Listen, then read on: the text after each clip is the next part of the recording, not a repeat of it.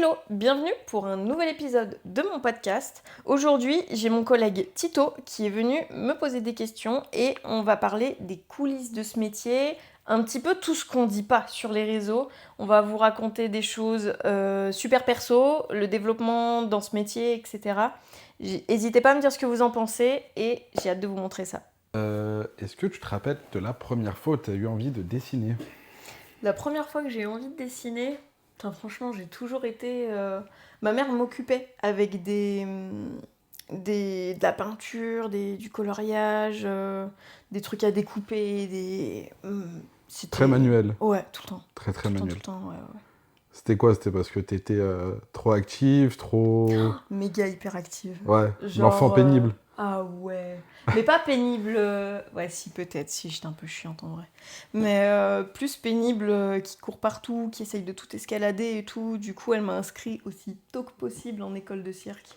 Donc, je me suis grave épanouie. J'étais genre la gamine pour dire au revoir à sa maman le matin. Elle montait debout sur la balançoire, au revoir maman. Et elle partait terrifiée au boulot. Et ouais, c'était compliqué pour elle, ouais, je pense. La pauvre. Un petit carnage. Et du coup, comment t'en es venu au tatouage?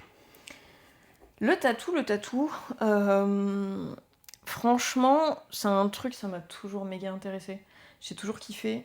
Et j'étais abonnée sur les réseaux à quelques artistes, mais je pensais pas que c'était un métier accessible pour moi. Je pensais pas que je pouvais faire ça. Et je me suis quand même allée dans le dessin pour mes études.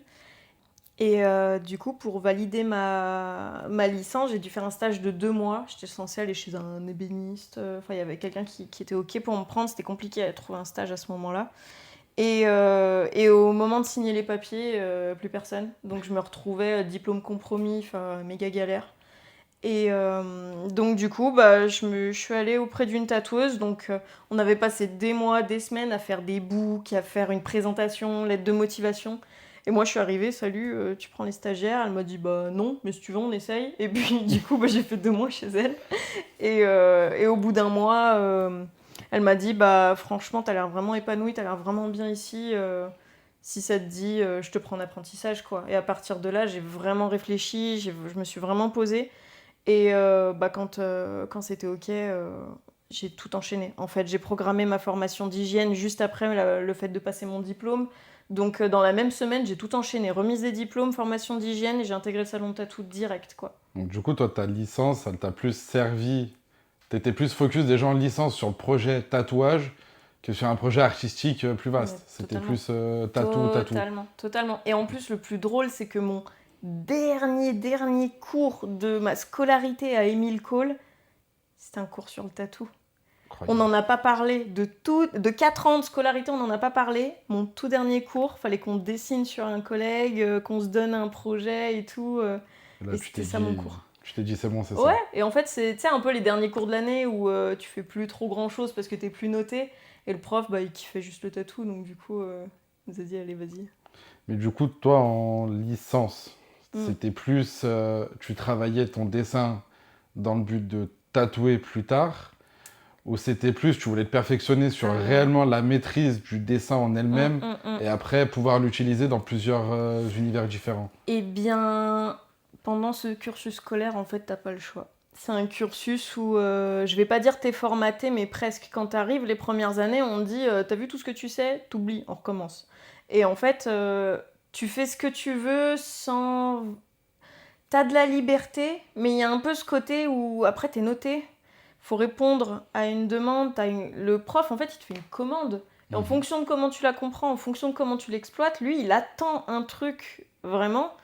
Et si t'es à côté de la plaque, t'as une bulle. Si tu pars trop en couille, t'as une bulle. Si...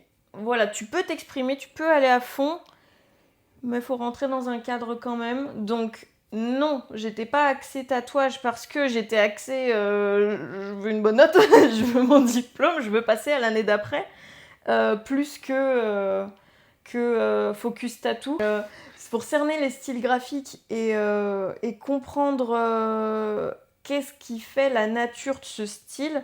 Je sais pas, le japonais, le néo-trad, c'est quoi la différence de l'un à l'autre, le tribal, le polynésien, le polynésien, le maori, quelle est la différence des uns aux autres, et ben on va dire que j'avais déjà des éléments techniques qui m'ont permis de savoir en fait comment les différencier.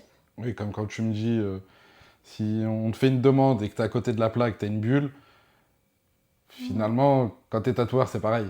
Ah bah oui, clairement, hein, le but c'est pas On te demande quelque de... chose, si t'es à côté, bah, le Ouais, client va se dire, bon, bah, on se comprend pas, c'est ça. Et puis, tu vois, des fois on se dit, bah à l'école c'est plus chill, tu vois, alors que quand t'es dans le monde du travail, en plus le tatouage, ça s'efface pas, c'est irrémédiable, etc. Mais en vrai, c'est plus chill dans mon métier que quand j'étais à l'école. Parce que, en fait, c'est des humains que j'ai en face de moi. J'ai conscience qu'ils sont tous différents, qu'ils ont tous des goûts différents, un passif différent, un sujet différent. Des fois, il y a des projets qui se ressemblent, mais le fond, il est toujours pas le même. Donc, il y a un peu ça. Est-ce que pour toi, il y a eu quand même une grosse différence entre passer d'une toile, d'un format papier, à un corps, à des courbes, à des physiques différentes, Ouais. des peaux différentes? C'est... Du Mm. coup, tu l'as vécu comment, la transition artistique Mm, du mm. non-vivant au vivant, du coup? Ouais, donc ce que tu veux dire, c'est comment je suis passée un peu du papier au corps humain C'est ça. finalement. Et bah en fait, il y avait déjà une petite immersion du corps humain parce que j'avais des cours d'anatomie artistique. Donc en fait, c'est des cours où il y a un modèle vivant, donc une personne qui va venir poser. Donc on avait des types d'anatomie très différentes, des personnes plus minces, des personnes plus musclées. Et en fait, la personne, elle posait. Donc on faisait un peu la silhouette du corps. Après, on devait lui faire son squelette, placer les os aux bons endroits. Et après, il fallait qu'on pose les muscles là où ils étaient visibles plus ou moins, ou là où normalement ils devraient être. Et bien sûr que les muscles visibles extérieurs, on n'allait pas vraiment en profondeur de la musculature parce que c'était pas utile, nous on faisait que l'apparence. Et en fait, bah ça me sert mais tellement aujourd'hui. Mais c'était des cours au début, j'aimais pas trop, tu sais, les cours un peu chiants, mais au final, après, quand t'as compris, quand t'as le déclic, il te passionne ce cours. Souvent, ça dépend un peu du prof aussi, mais franchement, j'ai vraiment une passion pour l'anatomie artistique. Et aujourd'hui, je peux encore m'en servir et c'est clairement une plus-value dans ce que je fais et je suis trop contente, quoi. Et du coup, ça t'a aidé sur ton premier tatouage ou c'était vraiment plus freestyle, plus... Mon tout premier tatou, tu Ouais, veux dire? Le ouais, ouais. premier que j'ai fait. Alors, mon premier tatou, déjà, pour commencer, j'étais pas au courant que que j'allais tatouer. Donc, en fait, en gros, mon premier tatou, ça s'est passé comme ça. Le shop où j'ai fait mon apprentissage, on était 4 nanas. Il y avait bah, ma tutrice, quelqu'un qui faisait du piercing et quelqu'un qui était à l'accueil. Et moi. Et en fait, coup de speed, tatouage en commun. Donc, tu sais, le genre de truc sur un coup de tête et on se dit, allez, vas-y, qu'est-ce qu'on fait, machin. J'ai suivi. Clairement, j'ai suivi les copines et j'en suis trop contente de ce tatouage, même si aujourd'hui la situation est différente, je suis méga contente. Et en fait, donc, on s'est tatoué ici, ce petit tatouage, cette écriture. Donc, bon, aujourd'hui, il sert à montrer aux gens pourquoi il faut pas se tatouer là. Mais parce qu'il bah, il est pas parfait, mais en fait, c'est son histoire, c'est le fait de savoir qu'il soit là, même s'il vieillit mal. Je sais qu'il est là, je sais ce que c'est. Ça me rappelle un peu d'où je viens professionnellement, donc c'est génial. Et en fait, en gros, donc, on se fait tatouer le côté du doigt. Je sais plus dans quel ordre on est passé, mais forcément, à la fin, la personne qui a tatoué les 3 autres personnes, elle va pas aller. Tu vois, sur le principe, tu te dis, tu vas en chier. Et puis bon, ça va tenir un petit peu, quoi. Donc, faut le faire bien. Donc, elle nous tatoue. Elle me regarde, elle me dit, bon, bah Sandra, tu mets des gants? Je dis, comment ça? Elle me dit, bah, je vais pas me le faire toute seule. Je dis, mais genre là, je tatoue? Elle m'a dit, ouais, tu vas faire ton premier tatouage. Et heureusement, elle me l'a pas dit avant, parce que j'aurais paniqué, mais j'aurais. Oh là là, j'aurais flippé. Et je la tatoue. Bon, faut savoir qu'ici, ça fait un peu mal, tu vois. Quand elle me tatouait, j'étais là, qui c'est qui a eu cette idée de merde déjà? Et en fait, je lui ai fait. Tant bien que mal, parce que premier tatouage, tatouer les doigts. Stressé? Ah ouais, les tatouages des doigts, c'est pas n'importe quel tatouage, hein. C'est un des plus minutieux, un des plus compliqués. Et c'est one shot. Enfin, c'est tout le temps one shot, mais là, c'est plus one shot que d'habitude, tu vois. Et donc, je la tatoue. Et elle regarde le résultat, machin. Elle me dit attends, fais voir, il y a un petit. Et elle se tatoue le côté du doigt. Et je me suis dit putain, elle m'a roulé. En fait, elle pouvait se le faire toute seule. Ouais, c'était un test. Mais ouais, c'était un putain de test. Et je suis trop contente de m'être fait avoir comme ça parce que du coup, je pense que j'aurais tellement flippé, parce que je suis comme ça, c'est ma nature. Et j'aurais tellement voulu bien faire et tout que là, bah, j'ai flippé 30 minutes le temps de mettre des gants et m'installer et de le faire et voilà quoi. Et trop bien. Et Donc, du coup, après ce premier tatou, t'as eu un déclic où tu t'es dit c'est bon, je me lance, c'est bon. j'étais déjà lancée. Ouais. J'étais déjà sur place, j'étais déjà en apprentissage. Et en fait, il y avait pas ce doute où, tu sais, quand tu commences un nouveau métier, tu te dis, bon, est-ce que ça va me plaire? Maintenant que j'y suis, je vais voir d'autres facettes parce que, comment dire, là, t'es sur le terrain, t'es plus T'étais en déjà en études. immersion, ouais. Ouais, et en fait, non, en fait, il n'y a jamais eu de doute. Dès le début, en fait, j'ai tellement toujours kiffé, j'ai tellement toujours voulu faire ça, et pour moi, c'était pas possible. Et que ma tutrice ait rendu ça possible, j'étais un poisson dans l'eau. J'étais trop bien. Et mes études de dessin, je les ai pas faites dans ce but-là parce que pour moi, c'était pas accessible. Et d'avoir mis le pied dedans, qu'elle me propose l'apprentissage, qu'elle m'ouvre ses portes à elle et les portes du tatouage, ça a deux sens ce que je veux dire. Et vraiment, mais merci, merci. Je le dirai jamais assez. Je suis refaite, vraiment, vraiment. Je sais pas si, je pense que j'aurais fini par y venir, mais autrement. Et les choses, elles se sont passées, mais juste parfaitement en fait. Et du coup, pour toi, ça fait partie d'un de tes plus gros déclics professionnellement parlant ou t'as Mon eu plus d'autres gros dé... étapes qui a été vraiment beaucoup plus marquantes? Ah ouais, j'ai pris cher. J'ai pris cher dans le sens où, bah en fait, je me suis fait virer de cet apprentissage. Voilà, On y vient. on y est, on y est, on y est, on y est. Mais en fait, ouais, cet apprentissage, on s'entendait plus. Voilà, ça allait plus. C'était compliqué. Et dans ma tête, au moment de partir, pour moi, quitter cet apprentissage, c'était quitter le tatouage. Et j'étais prête à tout pour continuer. Et voilà, la décision était prise, je devais partir. Et je me suis dit, bon bah voilà, maintenant j'ai le choix. Soit je continue, toute seule de mon côté, soit j'arrête. Bien sûr, il y avait aussi l'option d'intégrer un salon, mais à ce moment-là, j'avais tellement pas confiance en moi et on m'avait tellement. Bah, en fait, j'ai cru au fait qu'on me dise les autres tatoueurs, c'est des méchants, ils vont te tirer dans les pattes, etc. Ça va pas bien se passer. Dans les salons, c'est compliqué. Un apprentissage, ça se passe comme ci, comme ça, tu vas en chier. Et en fait, j'ai cru à ça. Et alors qu'aujourd'hui, mais c'est pas du tout ça, mais jamais, enfin vraiment, en tout cas, je l'ai jamais vu. Je dis pas que ça n'existe pas, bien sûr, hein. Mais par contre, donc dans ma tête, en fait, c'était vraiment soit tu continues, toute l'histoire s'arrête là, quoi. Et j'ai ouvert, non sans mal, dans le salon de coiffure de ma maman.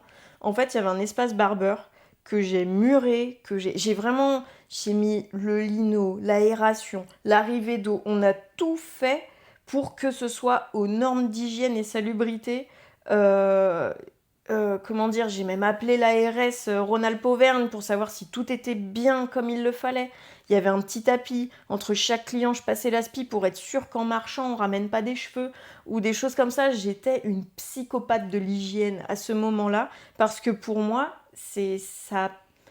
Coiffure et tatouage, ça peut parfois aller ensemble, mais les normes d'hygiène sont très différentes. Et avoir des cheveux dans un box tattoo, c'est hors de question. Et avoir de l'encre ou des choses qui tachent ou du stencil dans le salon de coiffure, pareil, c'est hors de question. Donc en fait, c'est deux métiers qui ne devaient pas se mélanger, mais qui étaient dans le même local. Et c'est comme ça que j'ai commencé, la clientèle du salon de coiffure, que je rencontrais déjà. Et c'était compliqué à mettre en place, mais c'était très confortable pour démarrer. Et après, bah, step by step. Les projets, si je me sentais en capacité de les réaliser, je les faisais. Si je me sentais pas, je le disais en toute honnêteté. Et vraiment, je suis partie de mon apprentissage, je savais faire des dégradés vite fait, quoi. Donc, des tracés, bien sûr, et quelques dégradés. Et après, je me suis tournée vers des professionnels où j'ai demandé si je pouvais aller les voir en observation parce qu'en fait, je me suis dit, mais en fait, j'apprends comment? Il n'y avait pas encore tant de séminaires en ligne ou de cours en ligne ou de trucs que tu pouvais acheter, tout ce qu'on peut trouver, les vidéos YouTube. Il y en avait quelques-unes, mais soit c'était pas qualitatif, soit il n'y en avait pas tant. Et même moi, je voulais pas apprendre comme ça. Moi, je veux de la réalité. Je veux Du être à concret. côté du bonhomme, lui dire pourquoi tu fais ça, comment tu fais ça et pouvoir regarder le tatouage comme ça, tu vois, parce que moi je le vois comme ça, le tatouage, et poser toutes ces questions, quoi. Du coup, t'as jamais eu envie d'arrêter? Jamais. Jamais. Enfin, pour le métier de tatoueur, j'ai jamais voulu arrêter. Par contre, l'autre facette du métier de tatoueur où bah, t'es entrepreneur. Moi, en fait, c'est plus le côté entrepreneur qui a fait que j'ai envisagé peut-être d'arrêter parce que le relationnel client, bah, c'est compliqué à gérer parfois, tu fais de ton mieux, t'essayes de comprendre les gens, t'as des gens plus ou moins bienveillants, surtout dans tes débuts. Je découvrais cette gestion de la clientèle, bah, quelqu'un qui va venir et qui va dire est-ce que t'es capable de faire ça? Moi au début je me disais d'où je suis pas capable, tu vois, c'est vraiment ce côté ah tu piques mon ego, tu vois. Et avec du recul aujourd'hui, ça m'a pris 3 ans hein, quand même, mais avec du recul aujourd'hui je me dis la question c'est est-ce que tu es en capacité de réaliser ce que je te demande? Et moi je réponds oui, non, et où j'oriente vers un professionnel plus qualifié que moi pour faire ça. Et un peu ce côté où tu apaises ton ego, où tu sais ce que tu veux faire, ce que tu sais faire, ce que tu aimes faire. Et le reste, et bah, c'est juste que t'es pas l'artiste de la situation et c'est ok. Et ça, en fait, j'ai mis un moment à l'intégrer. Et, euh, et voilà. Je voulais rebondir sur un truc, j'ai oublié. Tu peux me reposer la question vite fait? On en était au moment où tu as eu envie d'arrêter, si Ah on oui. avait. Et autre chose potentiellement qui aurait pu me donner envie d'arrêter, c'est aussi le fait où j'ai ouvert plusieurs fois un salon de tatouage et la gestion du salon, toutes ces... avec la mairie, avec les assurances, avec les impôts, avec les services d'hygiène. En fait, c'est tout cet aspect paperasse. Et puis avec les collègues où bah, t'as des collègues qui sont super bienveillants, t'en as qui le sont pas tant, ou ils le sont au début, puis après ils le sont plus. T'as l'entente, le management en fait, parce que bah, c'est une collaboration, mais il y a un peu ce côté où tout le monde a envie que ça se passe bien, mais il y a les caractères, il y a l'ego qui se met en place, et c'est super difficile en fait. Et du coup, tu me disais que tu as commencé du coup dans le salon de ta maman. Euh, Toi, ton entourage par rapport à tout ça, ils en pensent quoi? Parce que tu pars quand même d'un sacré cursus en école d'art qui a une belle renommée pour finir entre guillemets tatoueuse, qui est un très beau métier, mais qui n'est pas accepté non plus par tout le monde, Mm. que ça soit professionnellement ou personnellement, qu'on soit tatoué ou pas tatoué. Tout le monde a des avis un peu différents. Du coup, toi, ta famille par rapport à ça, ils étaient situés où? Ouais, ce que tu veux dire, c'est un peu comment ma famille comment mon entourage en fait a pris le fait que je devienne tatoueuse. Ouais, comment ils ont vécu ton choix de Ouais, carrière, de entre guillemets. l'extérieur. Mm. Parce que c'est un peu Mm. un des métiers les plus... Ouais, comment c'était dire? mal vu. Franchement, j'ai une famille qui m'a toujours poussée, qui m'a toujours soutenue dans ce que je voulais faire. Donc déjà rien qu'en ça, j'ai beaucoup de chance. Et puis il y avait un peu le côté où ils me connaissent. Ils me font confiance, ils savent qui je suis. Je suis pas quelqu'un qui part trop dans les excès. Je suis quelqu'un qui va réfléchir longtemps et qui va chercher toutes les éventualités avant de faire quelque chose. Et parce que je veux faire de mon mieux, je veux faire le meilleur. Et ma famille, franchement, elle m'a super bien accompagnée, soutenue. Je pense que ouais, il y avait un petit peu cette inquiétude. C'est un métier différent, ça c'est sûr. C'est un métier qui sort de l'ordinaire. Je suis entrepreneur, donc toute la prise de risque financière, comment dire, t'as pas d'arrêt de travail, hein, t'es malade, t'as un masque et t'es quand même en train de bosser. Hein. Et la retraite, on n'en parle pas encore, hein, mais ça, je sais pas si on en parlera un jour pour moi, enfin pour mon statut.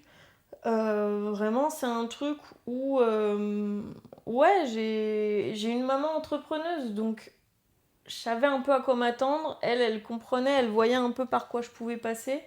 Et même si on a des métiers ultra différents, hein, mais c'était très, très intéressant. C'était un échange. Moi, je me suis inspirée un peu de tout ce que j'ai pu voir autour de moi. Même des personnes qui faisaient des métiers à l'opposé du tatouage. Je vais quand même essayer de chercher comment, dans sa manière d'entreprendre, de gérer les gens, de parler à ses clients, comment ils s'y prennent, quoi. De façon à trouver mon truc à moi. Le truc qui me convient, ma façon de bosser, en fait. Et ça, je pense, je l'aiguise encore tout le temps. Ça varie, quoi, avec les épisodes de la vie, quoi. Sur les 7 dernières années de tatouage, Mhm. qu'est-ce qui te marque encore le plus en termes de fierté, en termes de... Un événement, un projet, un client, quelque Mhm. chose qui t'a vraiment... Ou quand on parle de ton métier, t'as cette chose-là qui te vient en tête et tu dis, j'ai Ouais. réussi, je suis fier. Franchement, quand je réconcilie des clients avec leur corps ou tu vois, ils sont complexés, je sais pas, d'une cicatrice ou d'un tatouage moche et qui sont pas bien avec un bout de leur corps, tu vois, quand tu sais, c'est des choses que t'évites de regarder, que ce soit dans le miroir, t'essayes de cacher, t'essayes de et en fait les réconcilier avec ça et aller même dans l'opposé, être fier de le montrer. Mais c'est incroyable. Et me dire, tiens, j'ai participé à ça, tu vois. La différence pourtant entre un tatoueur et un artiste tatoueur. Euh, En fait, déjà, c'est le mot artiste, clairement. Et un tatoueur, comment dire, j'allais dire un simple tatoueur. Oui, parce qu'il y a un peu ce côté prestat de service, en fait. C'est vraiment le... Attends, je cherche mes mots une L'offre et la seconde. demande. C'est vraiment ce côté offre et la demande. Tu veux un petit tatou rapidos, je suis en capacité de te faire un tatou vite fait. J'ai de la place tout de suite, je te prends entre deux, ou alors j'ai de la place rapidement. Il y a un peu ce côté où c'est de l'entrepreneuriat et il y a plein de façons de faire ce métier. Tu as les entrepreneurs et les artistes. Et en fait, l'entrepreneur, il va faire des tatouages à la chaîne, il va parfois faire du copier-coller. Et, et voilà, et c'est ok en fait, parce que t'arrives avec une demande, on te fait ton tatou, tu repars, tout le monde est content. Et voilà, et après t'as le côté artiste tatoueur, ça reste quand même un entrepreneur, ça reste quand même quelqu'un qui va quand même devoir malheureusement avoir des techniques commerciales, parce que sinon, si l'artiste il fait juste son truc dans son coin, t'es personne en fait, personne sait qui t'es, personne vient te voir, personne te commande. Donc il y a le bouche à oreille qui se fait, mais ça met 1000 ans quoi. Et donc un artiste, lui, il va aller pousser le fond du projet, il va se documenter, il va faire des recherches pour toi, avec toi, ou même pour lui aussi. Et vraiment, il va pousser l'âme du tatouage. Il va vraiment aller mettre ce petit truc qui te permet de... Voilà, c'est du plus.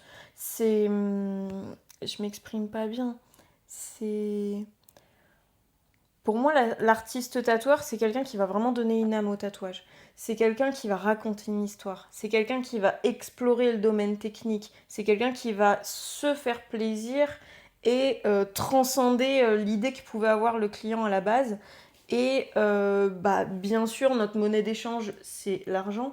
Donc oui, il y a aussi, ça se facture. Euh, mais avant tout, c'est l'art avant l'argent. C'est le kiff avant l'argent. Et bien sûr, plus tu prends un tatoueur expérimenté et évolué, et plus il faut s'attendre à quelque chose de plus onéreux. Après, il y a des exceptions, c'est comme dans tout. Hein. T'as des professionnels qui vont te faire un travail fabuleux pour pas grand-chose, parce qu'ils savent pas évoluer la valeur, ils n'ont pas la vision de la valeur de ce qu'ils font. Ou alors ils donnent pas eux-mêmes. Il y a un peu ce côté syndrome de l'imposteur aussi qui vient très naturellement dans la plupart des métiers artistiques ou créatifs. Et où on a du mal à se dire putain, je fais un truc qui déboîte en fait. J'ai fait kiffer mes clients, ils repartent, ils sont heureux. Ils... Tu vois, c'est vraiment. Ça met du temps à passer ce cap. Ce qui m'a fait passer un peu ce cap, c'est vraiment. Comment dire, quand j'ai vu l'énergie que je mettais, l'émotion que je mettais, le temps que je mettais au dessin, parce qu'il n'y a pas que le... On s'arrête souvent au temps de tatouage. On tatoue de telle heure à telle heure. Voilà, le tatouage, il a coûté cet horaire-là, entre guillemets. Un tatouage, c'est pas que l'horaire, c'est les dimensions, c'est la technique, c'est le matériel. Tout ce qui est assurance et tout, c'est des frais autres qui n'ont pas forcément de rapport. Mais après, il y a le temps de dessin. Ça peut prendre 30 minutes comme 5 heures en fait. Donc ça, tu peux pas ne pas l'inclure parce qu'en fait, quand t'enchaînes tes rendez-vous, bah quand t'as une semaine de rendez-vous, tu te dis bah c'est cool, je tatoue tous les jours, je suis content. Sauf qu'en fait, tu tatoues de telle heure à telle heure, sauf que tes 4-5 heures de dessin, tu les mets où? Bah au début, tu les mets sur ton temps libre. Et ça, c'est... Du coup, t'as plus de temps libre.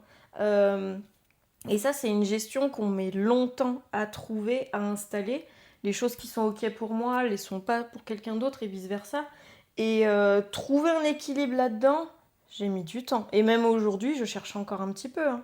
Donc, parce que mes besoins évoluent, ma vision du tatouage, ma vision de mon processus créatif, il évolue beaucoup aussi. Donc, donc voilà.